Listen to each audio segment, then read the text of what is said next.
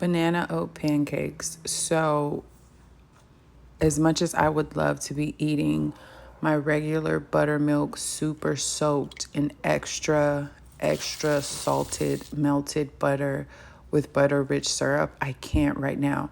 I have about 10 to 15 pounds of In Love in the Club happy weight on me, and the sun's getting ready to come out. So I really don't have time for the bakery rolls in my back to be overbaked in the sun. Like, I'm absolutely not doing that.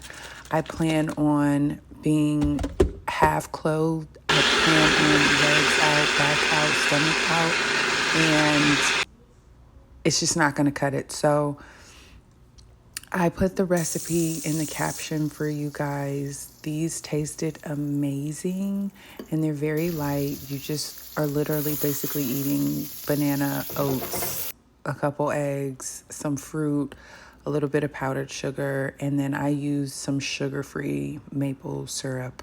Enjoy. Bye.